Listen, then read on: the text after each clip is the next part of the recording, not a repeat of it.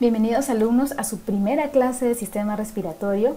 Quien les habla es la doctora María Teresa Pérez Narrea. En esta primera entrega que vamos a hacer, vamos a hablar de un poco sobre la importancia, ¿no?, del estudio del sistema respiratorio, las funciones del sistema respiratorio, que ya muchos ya deben conocerla, qué etapas existen en la función principal del sistema respiratorio, y de ahí vamos ya a entrar de lleno ya a una estructura específica que compone el sistema respiratorio. Estamos hablando de la cavidad, la pared torácica y la pleura. En ambos vamos a hablar sobre la embriología y como también la estructura anatómica, o sea, la macroestructura.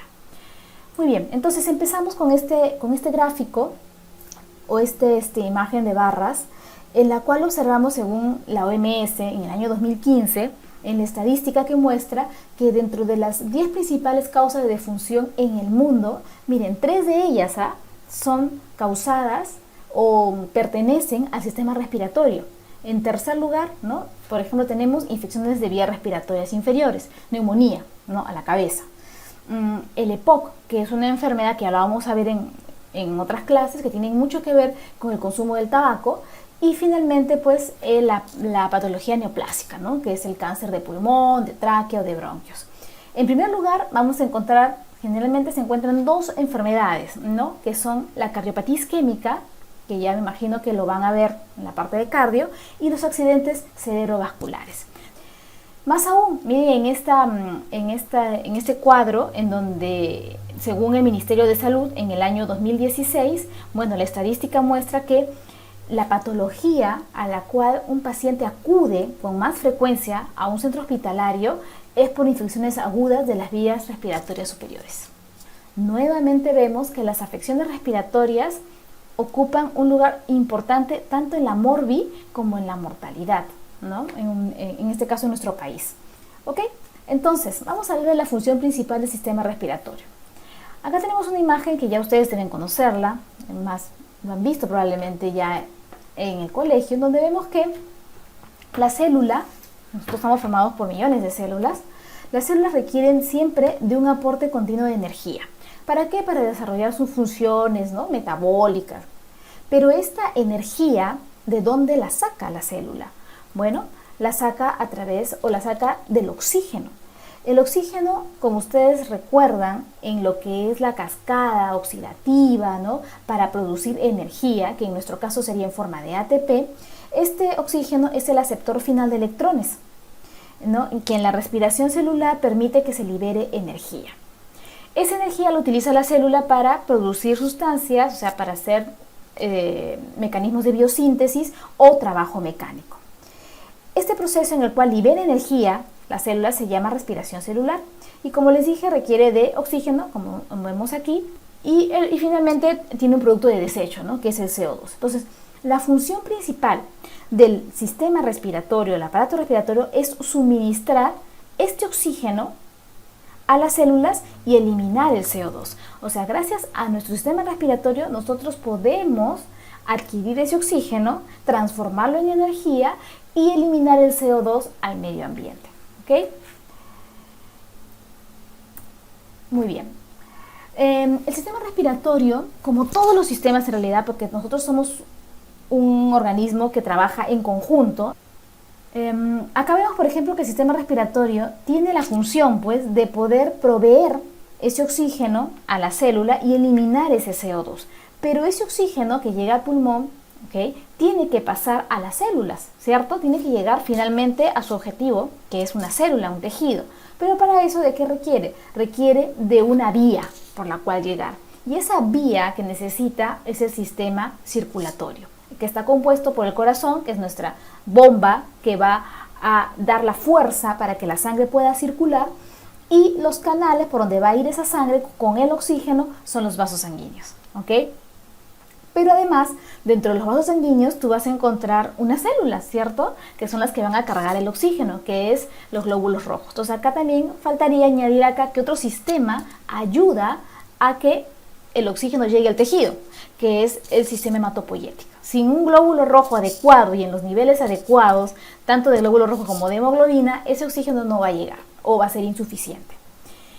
Una vez que llega ¿cierto?, a la célula, el oxígeno es tomado por la célula, bueno, ya lo lleva a la mitocondria y hace todo lo que ustedes ya conocen para producir ATP y elimina el CO2, nuevamente viaja por sangre, ¿sí?, y luego llega al pulmón, elimina ese CO2 hacia el medio ambiente. Entonces vemos que el sistema respiratorio no trabaja solo, trabaja con el sistema circulatorio, trabaja con el sistema hematopoyético y también trabaja con el sistema nervioso, ¿ok? Por eso es importante que cuando ustedes vayan estudiando cada uno de los sistemas, en algún momento tienen que ir engranando toda esa información para que se entienda por completo todo esto. Entonces, vamos a hablar de las etapas de la función pulmonar o de la función principal, ¿no? Acá tenemos, por ejemplo, la primera etapa es la etapa de la ventilación. ¿Qué significa ventilar? Ventilar significa ingreso y salida del flujo de aire del medio ambiente hacia los pulmones y de los pulmones hacia el medio ambiente. Esa es la primera etapa, ¿ok? Ventilación. Ventilar entonces significa aire que ingresa y aire que sale, ¿ok? Una vez que llega a los pulmones ese aire, en este caso al alveolo, entonces se tiene que tomar el componente que necesita la célula, que es el oxígeno, y tiene que pasar de un medio que es gaseoso a un medio que es líquido. Ese paso que hace de un medio gaseoso a un medio líquido lo hace a través de una barrera. Eso se llama difusión. Entonces, la difusión es el intercambio de gases que hay entre el alveolo y la sangre. Una vez que ese oxígeno ingresó a la sangre, tiene que ser transportado, ¿no es cierto? Entonces, ese es el movimiento de gases a través de la sangre entre los alveolos y la célula. Y acá, en el transporte, lo que es importante es el sistema hematopoyético, como hemos comentado, los glóbulos rojos y la hemoglobina. Muy bien, una vez que el oxígeno llega al tejido, produce este CO2 y el CO2 nuevamente por sangre, transporte, llega otra vez hacia el alveolo, difunde y luego es eliminado por la vía aérea. Y la última es la regulación. La regulación se refiere a todos estos ajustes que el organismo hace, ¿okay?, de la ventilación frente a cambios que pueden haber en el medio ambiente. No es lo mismo respirar a nivel del mar que a la altura, ¿okay? Y eso va a depender de ¿qué? De la presión atmosférica. Entonces, ¿qué hace el organismo? Regula de alguna manera para que la cantidad de oxígeno permanezca o al menos sea la necesaria para poder suplir tus necesidades metabólicas. Entonces, ¿qué hará? Aumentará la frecuencia respiratoria, por ejemplo. Ese es un cambio que hace el organismo. Esto es regulación. Igualmente, cuando un paciente está enfermo, cuando un paciente hace ejercicio, es diferente la respiración en un niño que en un adulto mayor, ¿no? Entonces, esta regulación lo hace tanto el sistema nervioso, el sistema endocrino, de alguna manera tiene hormonas que participan. Entonces, eso sería lo que es regulación. Ahora bien, otras funciones del sistema respiratorio, bueno, son funciones accesorias, no quiere decir que sean menos importantes, pero son también parte del sistema respiratorio, ¿no? La fonación. Recuerden que parte del sistema respiratorio encontramos ahí a la laringe, y la laringe es una serie de cartílagos que tienen que ver con, una de sus funciones pues es la producción de voz, ¿no? Entonces tenemos ahí la fonación, la olfacción, ¿no? En la cavidad nasal hay un epitelio especial que tiene que ver con la olfacción. También el sistema respiratorio interviene en lo que es el equilibrio ácido-base. También vamos a tener una clase específicamente sobre esto. Y también el sistema respiratorio, recuerden que el aire que respiramos no es un aire limpio, ¿sí? Es un aire que está de alguna manera con cierta contaminación.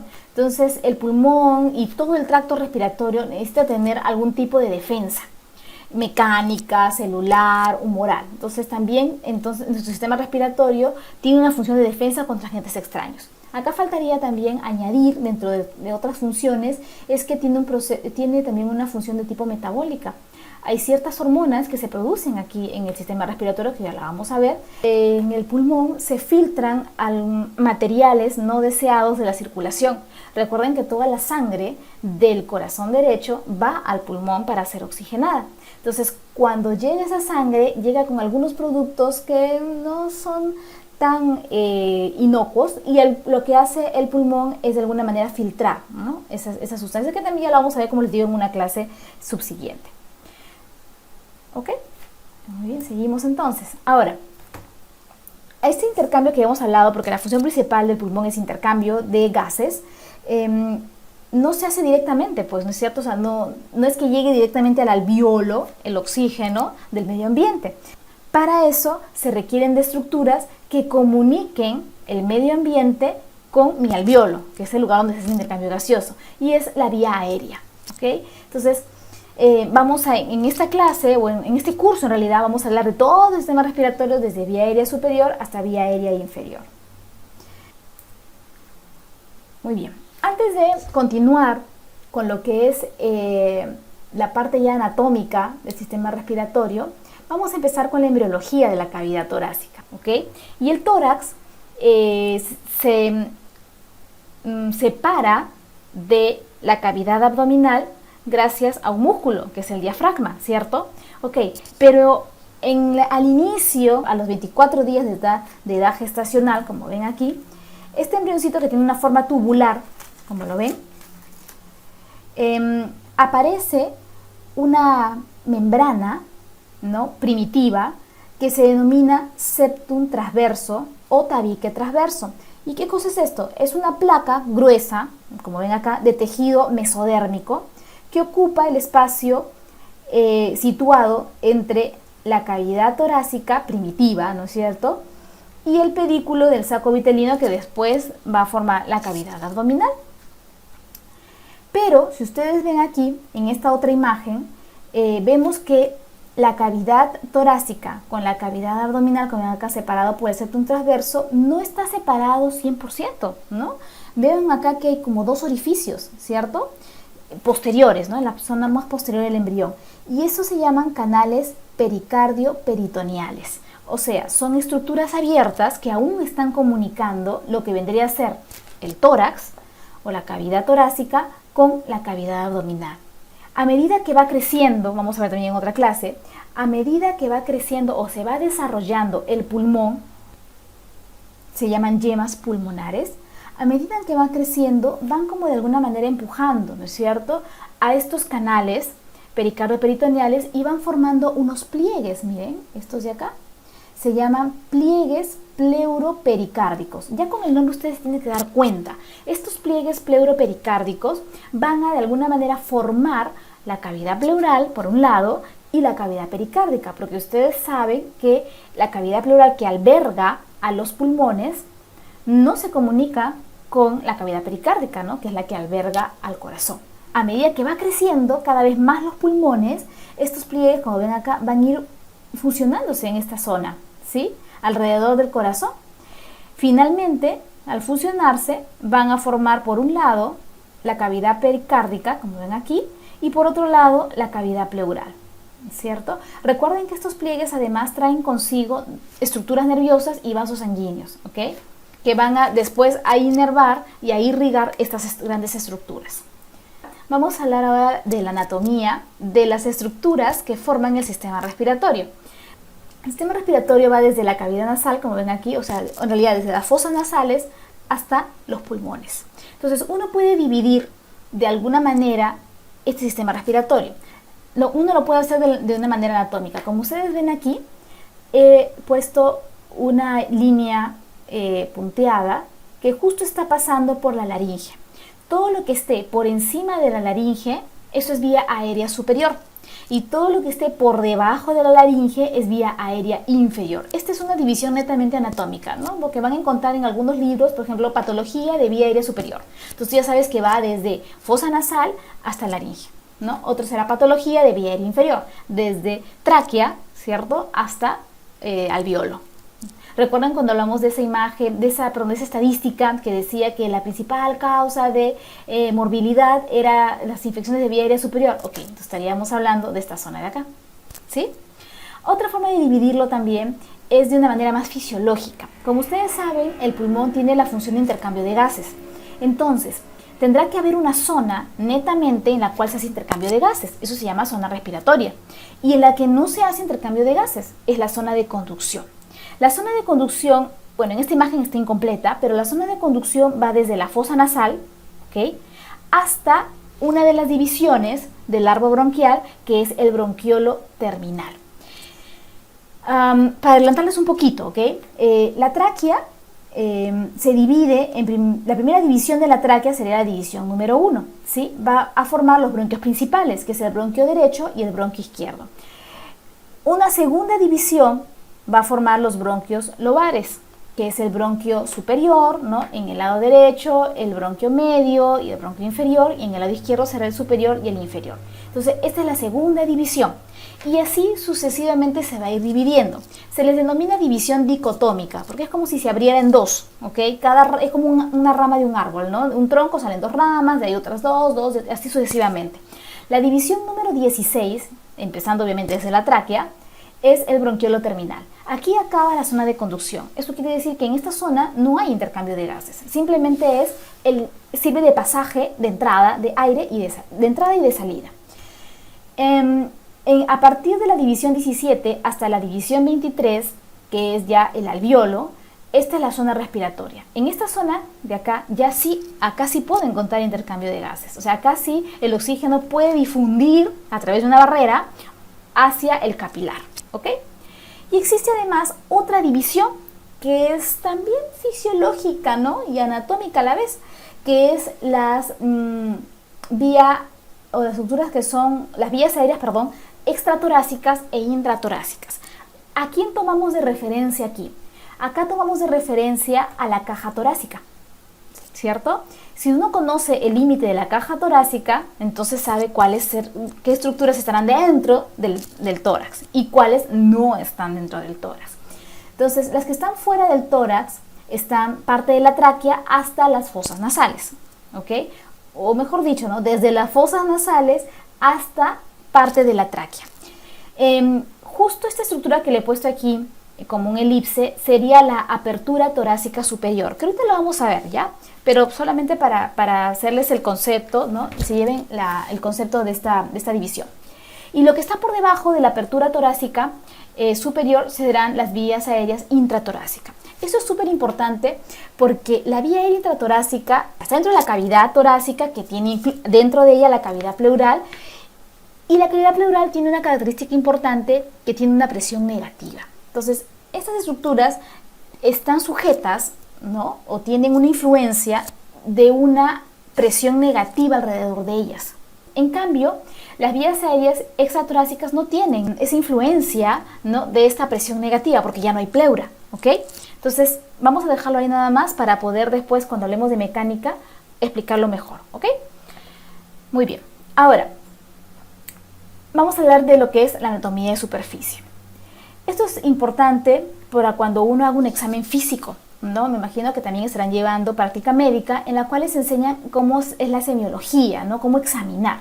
Entonces, la anatomía de superficie en realidad es visualizar la relación que hay entre la superficie del cuerpo con alguna estructura o un órgano que obviamente no se ve, ¿no es cierto? Que está, en este caso sería intratorácico. Vemos acá, por ejemplo, esta imagen de un paciente en posición anatómica, ¿no? Tenemos aquí de frente, estamos viéndolo de frente, y observamos que en el tórax encontramos, si uno se palpa la parte inferior del cuello y en la línea media, como una fosita, ¿ok?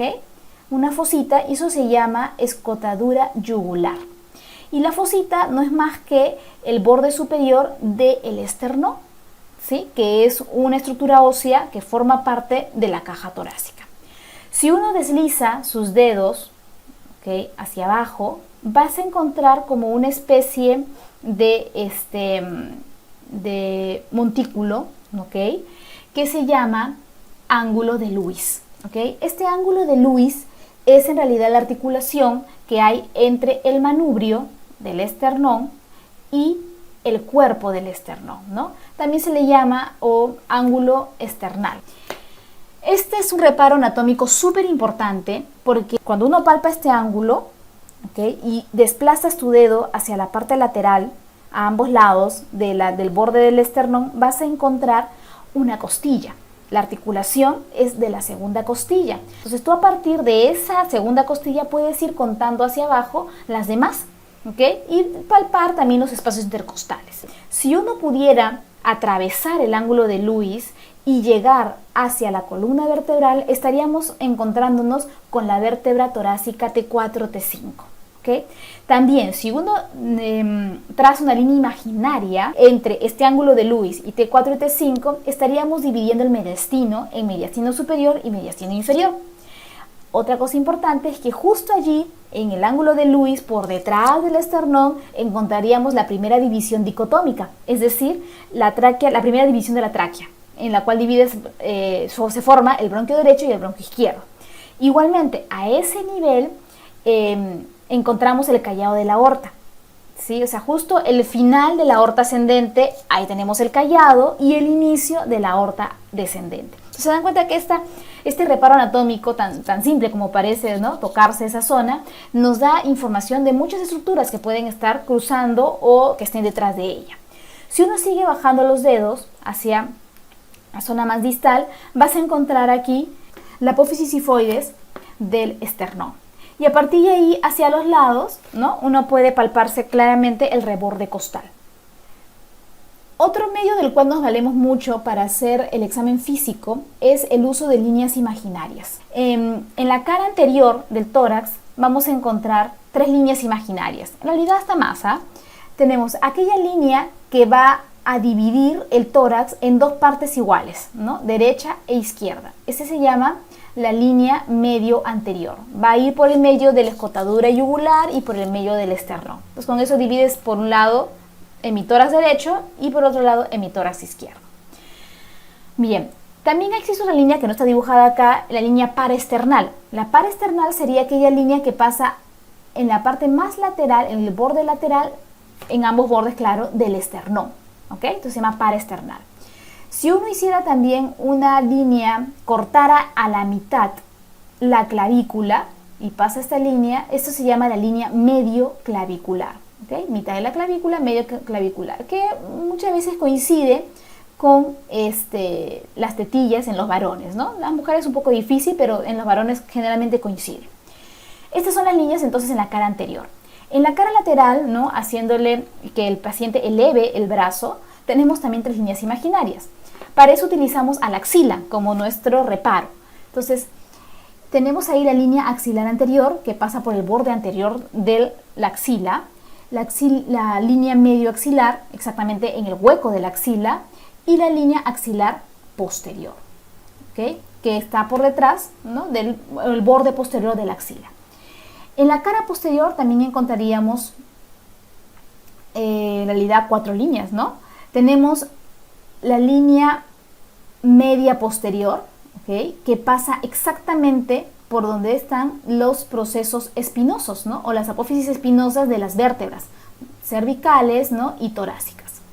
Después tenemos una línea paravertebral, como ven aquí, o sea, justo en el borde de las vértebras torácicas. Y luego tenemos la línea escapular, que es una línea que va o que cruza el ángulo inferior de la escápula, ¿no? Entonces forma la línea escapular. ¿Por qué es importante conocer estas líneas? Porque, bueno, por ejemplo, si tienes una lesión en el tórax, ¿no es cierto? Por ejemplo, no sé, un paciente que viene acuchillado, entonces tú puedes describir, ok, es en la cara anterior del tórax, a nivel de la línea, no sé, medio clavicular, ¿no?, en el segundo o tercer espacio intercostal, qué sé yo. Entonces, con eso nosotros ya sabemos exactamente dónde está, ¿no? Entonces, es una forma de poder describir, ¿no?, el tórax. En esta imagen podemos ver cómo se proyectaría a nivel de la superficie los límites del pulmón, de los pulmones, ¿no? Entonces, en el lado derecho, como ustedes ven, tanto el lado derecho como el lado izquierdo, los pulmones sobresalen un poquito por encima de las clavículas, casi 1 centímetro, ¿no? Es el ápice del pulmón. En la parte inferior, a nivel de la línea medio clavicular, llega el pulmón a nivel de la costilla número 6. En la línea axilar, costilla número 8, y en la parte posterior, una línea que pasa por T10, ya tanto en el lado derecho como en el lado izquierdo.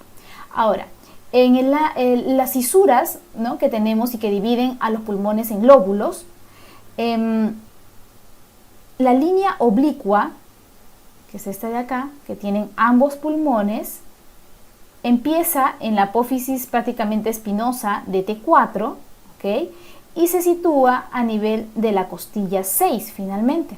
¿no? Da la vuelta y termina en la costilla número 6, a nivel de la línea medio clavicular. Y la línea horizontal, que es solo del pulmón derecho, en la cara anterior sigue el borde prácticamente de la costilla número 4. Muy bien, hablemos ahora del tórax. El tórax se localiza entre el cuello y la cavidad abdominal. Tiene una forma de cilindro que tiene una abertura superior estrecha, ¿okay?, que es la que se continúa con el cuello, ¿okay?, y está abierta. Y tiene una abertura inferior un poco más amplia, que prácticamente está cerrada por un músculo que es el diafragma. La cavidad torácica está rodeada por la pared torácica y el diafragma. Y tiene 3 compartimentos: la cavidad pleural derecha, la cavidad pleural izquierda y el mediastino. Recuerden que la cavidad pleural y la cavidad mediastinal están separadas completamente. El mediastino en realidad es un espacio en el cual encontramos una serie de estructuras. Una de ellas es la cavidad pericárdica, donde se aloja el corazón, y por otro lado es una zona de la cual transcurren ciertas estructuras que van del cuello hacia el abdomen y del abdomen hacia la parte superior, como por ejemplo el esófago, tenemos nervios, tenemos grandes vasos, ¿no?, que van ahí por esa vía. Ahora hablaremos de lo que es la pared torácica. La pared torácica está constituida por elementos esqueléticos y musculares.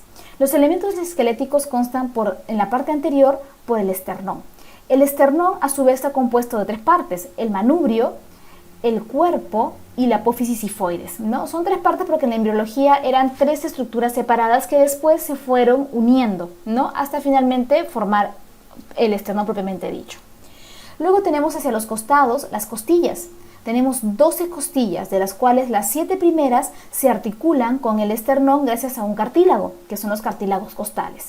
De la 8 a la 10 también son costillas que se articulan, ¿sí?, con un cartílago, pero que terminan en un solo cartílago, o que comparten, mejor dicho, el cartílago de la costilla número 7. Y por último tenemos la costilla 11 y la costilla 12, que son costillas flotantes, es decir, que no se articulan por delante con el esternón, pero claro, sí por detrás con las vértebras. ¿Qué vértebras? Las vértebras torácicas, de la T1 hasta la T12. Entonces, estas son las estructuras óseas que componen la pared torácica. En realidad es como si fuese una jaula, ¿no es cierto? Una jaula en donde se alberga y protege a estructuras nobles, como son el corazón o los pulmones.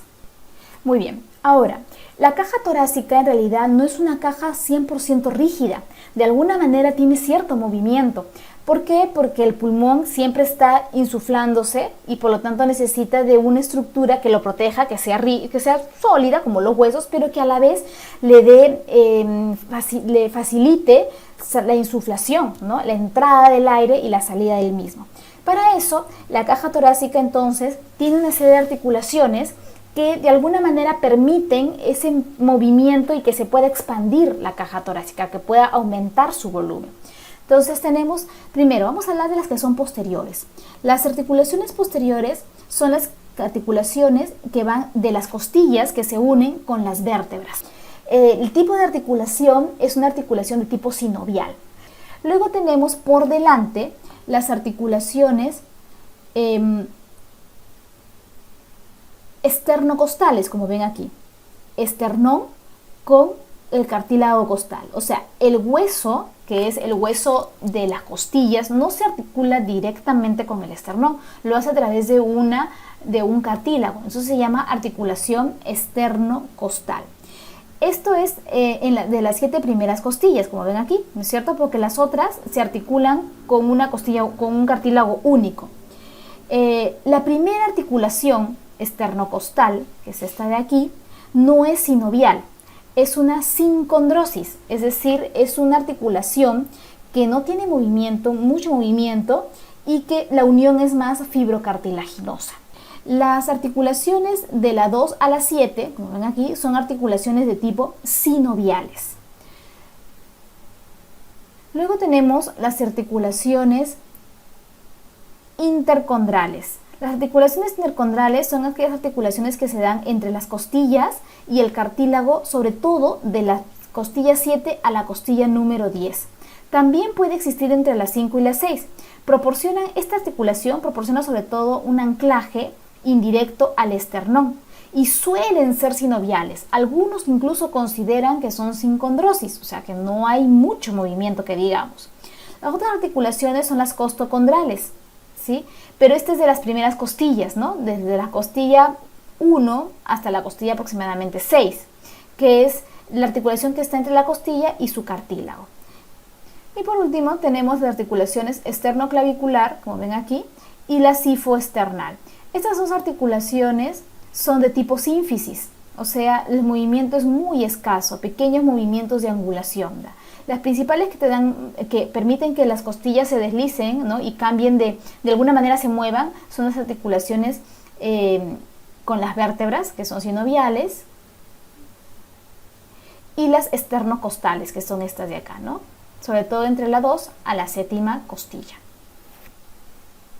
Ahora, hemos hablado que la caja torácica tenía límites, y los límites hacia arriba son la apertura torácica superior, que ya hemos comentado, que es una apertura que está, bueno, apertura que sí que está abierta, es en realidad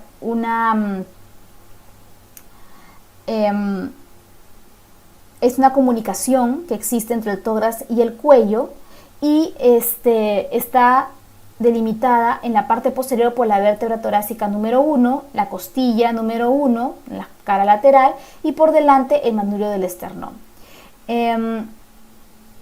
Si uno hiciera pasase una línea imaginaria perpendicular a este borde superior anterior de la apertura anterior, se encontraría uno con la vértebra torácica T2 y T3. Eso quiere decir que este plano, ¿no es cierto?, de la abertura torácica superior es oblicuo hacia adelante. En cambio, la apertura torácica inferior sí está cerrada, ¿no?, por el diafragma, y está compuesto por delante por la articulación sifoesternal, por el reborde costal, la costilla 11 y 12, y termina en la costilla 12.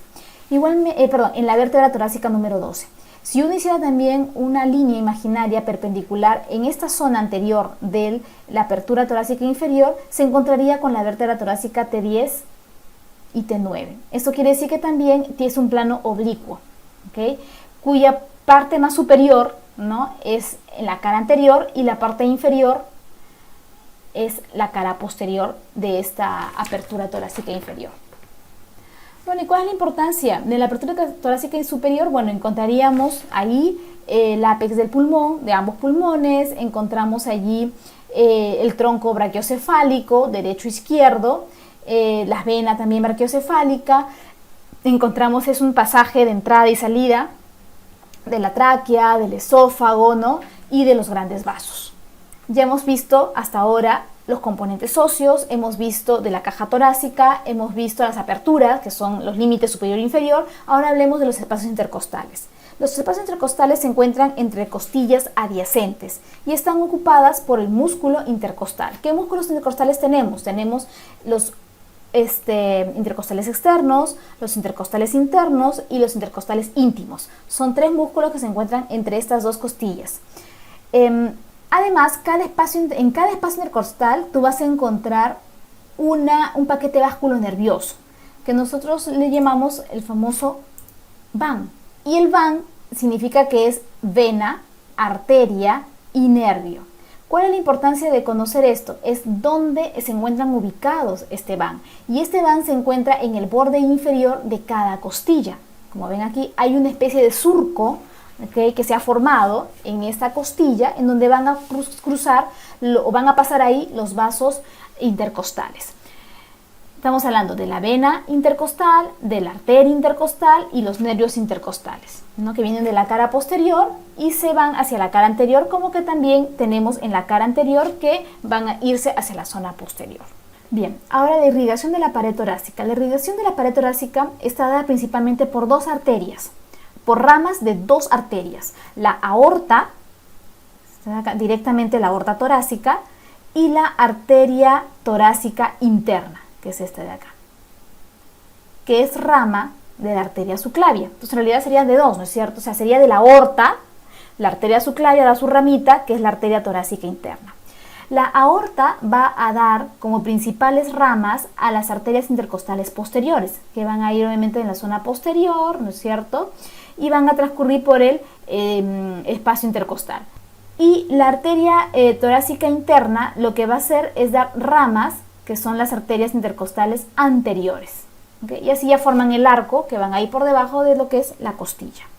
Bueno, este es un resumen, en realidad, de la irrigación de la pared torácica. Como verán, la aorta torácica interna da las intercostales anteriores y la aorta torácica da sobre todo las intercostales posteriores.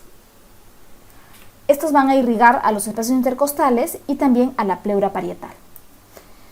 Muy bien, ahora la inervación de la pared torácica está dada por los nervios espinales que ven aquí. Recuerden que cuando vimos en neuroanatomía, habíamos hablado de que por cada agujero intervertebral sale una ramita, ¿no es cierto?, de un nervio espinal. Los 12 nervios espinales torácicos son los que van a formar los nervios intercostales. Recuerden que cuando salía el nervio espinal se dividía en dos ramos, ¿no? Un ramo anterior y un ramo posterior. El ramo anterior era para toda la parte lateral y anterior del tórax, y el ramo posterior era para los músculos que tenían que ver con los músculos antigravitatorios, ¿no?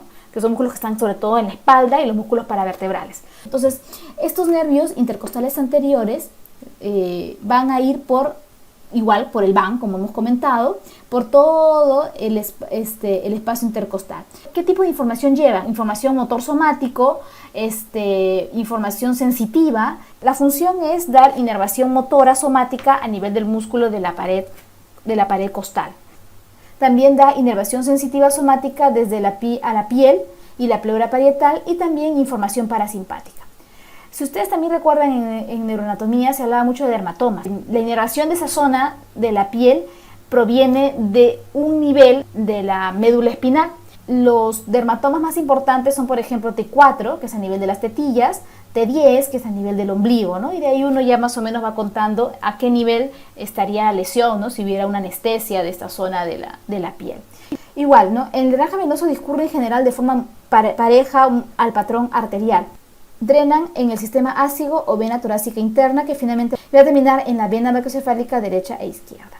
El drenaje linfático, son relevos donde va a transcurrir la linfa, van a ser a nivel de los nodos intercostales, los nodos paraesternales y los nodos diafragmáticos, ¿no? Para terminar finalmente en el sistema venoso. Vamos a hablar ahora de la musculatura.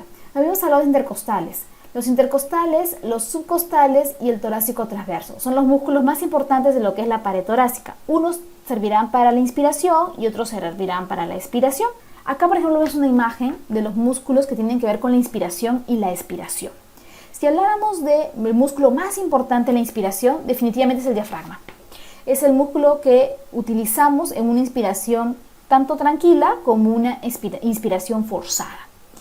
Los otros músculos, como los intercostales externos, también funcionan en la inspiración, pero sobre todo estos se utilizan más en una inspiración forzada, al igual que el esternocleidomastoideo y los escalenos.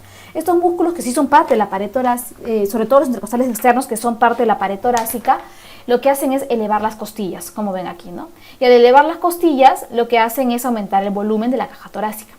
Luego tenemos los músculos que funcionan en la expiración. En una expiración quieta no utilizamos músculos porque es un proceso más pasivo, pero si es una expiración forzada, sí, y los músculos que utilizamos de la pared torácica son los intercostales internos. Los otros músculos, que son los accesorios, que no forman parte de la pared torácica, son el oblicuo externo, el oblicuo interno, el transverso y el recto. ¿Qué hacen estos músculos? Lo que hacen es descender las costillas. Al descenderlas disminuyen el volumen y con eso podemos expirar el aire que tenemos en los pulmones.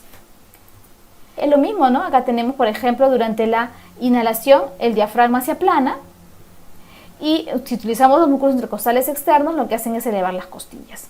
Y durante la expiración, en una expiración quieta, el diafragma asciende y con eso disminuye el volumen y con eso permite la salida del aire hacia el medio ambiente.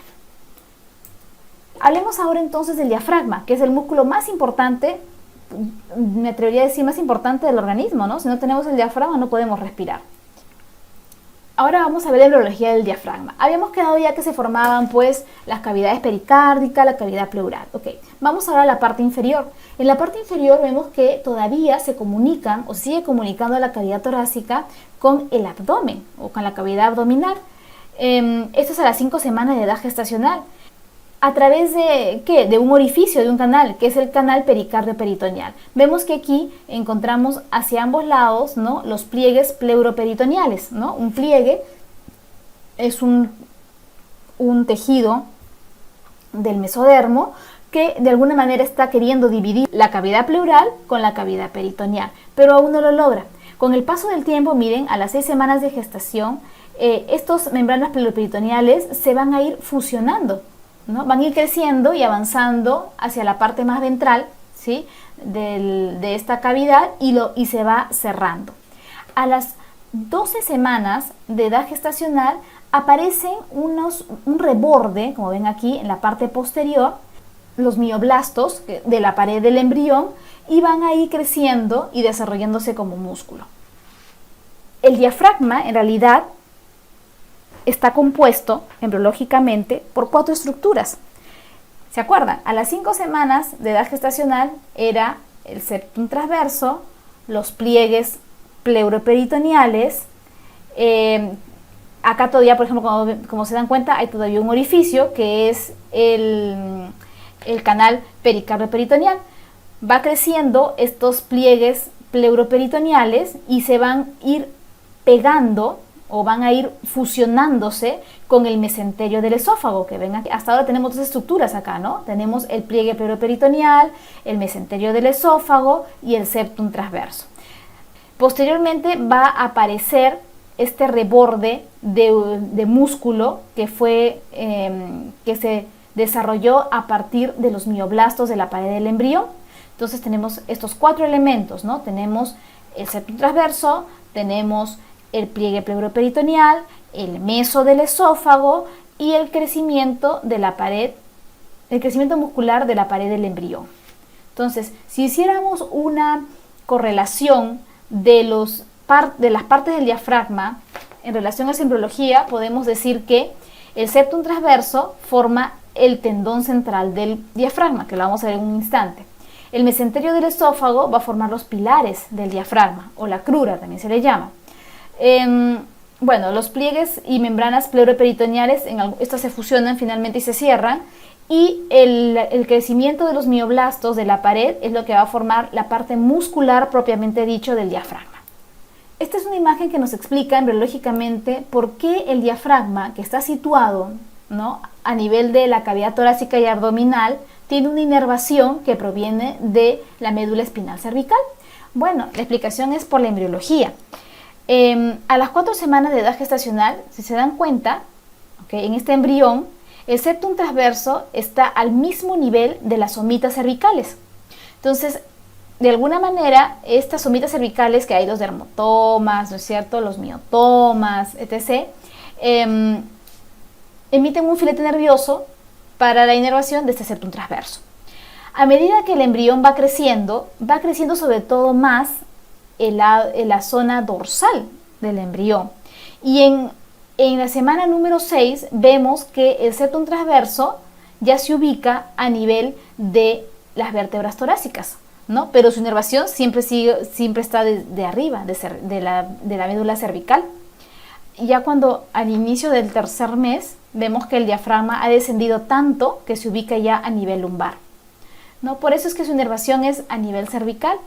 ¿Por qué? Porque en la embriología, en un primer momento, al inicio de todo, este septum transverso que va a formar después el diafragma tiene una ubicación sobre todo cervical, ¿ya? Y conserva obviamente ese filete nervioso que lo inerva hasta el final, pues, ¿no? Hasta que ya es un diafragma prácticamente maduro. Viendo ya la embriología, vamos a hablar ahora de la parte de la macroestructura. ¿Qué es el diafragma? El diafragma es el principal músculo respiratorio que consta de una porción muscular periférica, ya sabemos por qué, embriológicamente, y una porción central que es tendinosa, que separa la cavidad torácica de la cavidad abdominal. Visto desde adelante, el diafragma se curva hacia arriba, con 2 cúpulas. la cúpula diafragmática derecha y la izquierda, siendo la derecha más alta porque prácticamente está por encima del hígado, ¿no? Y eso hace que se eleve esa zona del diafragma. Se inserta por delante en el apéndice sifoides, luego continúa hacia los bordes costales, extremos de las costillas 11 y 12, y finalmente termina en unos ligamentos que van a formar los dos pilares, como ven aquí, en la parte posterior, que el pilar derecho termina entre L1 y L4 y el pilar izquierdo entre L1 y L3. Estos pilares cruzan anteriormente a la aorta a nivel de T12, ¿no? Aorta torácica. Vemos aquí lo que le estaba comentando, ¿no? Esta es una imagen lateral en donde se observa que el diafragma es atravesado por ciertas estructuras.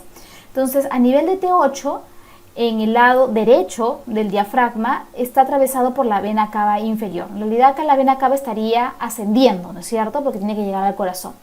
A nivel de T10 está atravesado por el esófago, ¿no? Que es el que va a descender hasta llegar al estómago. Y en realidad la aorta se encuentra por detrás del diafragma, a nivel de T12, ¿no? Por detrás de estos dos pilares que ya hemos comentado anteriormente. Además encontramos otro tipo de estructuras que pueden ser atravesadas del diafragma, como es el vago. El vago sobre todo viaja con el esófago y algunos nervios por ahí que pueden estar cruzando el diafragma. Bueno, esto es lo mismo. Okay, les dejo esta imagen para que lo revisen. Es un resumen de todos los orificios diafragmáticos y estructuras que lo atraviesan. ¿Quién inerva el diafragma? Okay, el diafragma está inervado por el nervio frénico que ya hemos comentado, C3 y C5, ¿no? En las porciones más centrales, y en las porciones más periféricas están inervados por los nervios intercostales y el nervio subcostal. Pero en realidad la inervación más importante es por el frénico, ¿ya? ¿Quién irriga el diafragma? Arterias frénicas y el drenaje venoso, bueno, se hace también igual de las venas, ¿no? Venas frénicas que van a drenar en la vena torácica interna. Finalmente, vamos a hablar de la pleura. La pleura es una membrana que recubre a los pulmones. Hay dos pleuras, la pleura visceral, que es la que está pegada a la víscera, por lo tanto sus límites tienen que ser las mismas que del pulmón, que ya hemos comentado en una diapositiva anterior. Y la pleura parietal es la pleura que está de alguna manera pegada a la parrilla costal, ¿sí? Entre ellas hay un espacio, que es el espacio pleural, y este espacio pleural tiene un contenido que es líquido, es un líquido seroso, cuya función es de protección, ¿no? Y reducir la fricción entre las membranas. La pleura, a su vez, tenemos zonas, ¿no? Tenemos la pleura cervical, que es esta de aquí, la que está en el ápice del pulmón, la que está en contacto con el mediastino es la pleura mediastinal, la que está en contacto con las costillas, la pleura costal, la que está en contacto con el diafragma, la pleura diafragmática. Existen unas estructuras que se llaman recesos. Estos recesos son espacios pleurales que no están rellenos por los pulmones. Los vas a encontrar en la zona inferior, sobre todo del pulmón. Hay dos recesos. Los recesos costomediastinales, que son esta zona de acá, es justo en la pleura, entre la pleura costal y la pleura mediastinal. Y tenemos los recesos costodiafragmáticos, que están entre la pleura costal y la pleura diafragmática. Estos espacios que no están ocupados por el pulmón sirven de alguna manera como espacios útiles cuando el pulmón se expande forzadamente. O incluso estos espacios también pueden ser ocupados de manera patológica cuando hay, por ejemplo, un derrame pleural, ¿no? Entonces se llenan estos recesos con líquido. Entonces son importantes los recesos porque nos sirven de espacio que yo puedo ocupar, que mi pulmón puede ocupar cuando uno inspira forzadamente. ¿Quién irriga la pleura? Las arterias intercostales y las bronquiales. Y la inervación, tenemos, como le dije, dos pleuras. La pleura visceral carece de inervación somática, es decir, no duele. En cambio, la pleura parietal sí es la que duele, ¿no? Y la que está en contacto con las costillas. Tenemos ahí por dos nervios, los nervios intercostales y el frénico. El frénico sobre todo será de la pleura diafragmática y la mediastinal, ¿no? Porque está en contacto con el diafragma. Y sobre todo, los nervios intercostales pues inervarán sobre todo a la pleura costal. Y finalmente, vamos a hablar un poquito de lo que es el nidotórax y el neumotórax. Son patologías en las cuales se observa donde en la cavidad pleural está ocupada por líquido, ¿sí? O por sangre. Si es por líquido se denominará hidrotórax y si es por sangre será un neumotórax.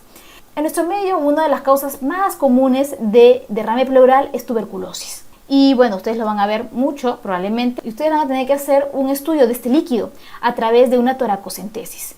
Este líquido, como ustedes saben, tiene que acumularse en el espacio pleural. La forma de llegar a ella es a través de una punción, y esa punción que se hace se denomina toracocentesis.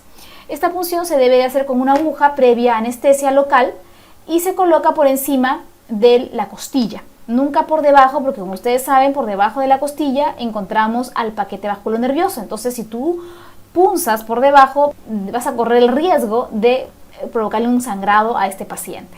Entonces, el fin de punzar el espacio intercostal es llegar a la cavidad pleural y extraer el líquido. La extracción del líquido va a aliviar al paciente porque va a poder expandirse nuevamente este pulmón, y por otro lado sirve de diagnóstico, ¿no? Porque se lleva al laboratorio y se analiza. La bibliografía que he utilizado para esta clase es la Anatomía para estudiantes de Gray, el capítulo 3 es todo lo que es tórax, y para la parte de neurología el Langman, ¿no? En el capítulo 7 está la parte de lo que es la cavidad torácica, la pleura y el diafragma. ¿Ok? Muy bien, jóvenes, entonces acá hemos culminado nuestra primera teoría. Revisen por favor la bibliografía. El tema es bastante amplio, he tratado de hacerlo lo más corto posible, y cualquier duda lo vamos a resolver en la práctica. Hay que tener en cuenta que hay muchos temas que no podemos tocarlo, ¿no? Por falta de tiempo, pero para eso tenemos la práctica. Si bien es cierto, no hemos ahondado en algunos temas, pues lo podemos hacer en la práctica y en el foro que tenemos en el aula virtual. Ya no se queden con solo esta información, sigan revisando, sigan estudiando y buscando más. Muy bien, muchas gracias por su atención y nos vemos en una siguiente presentación.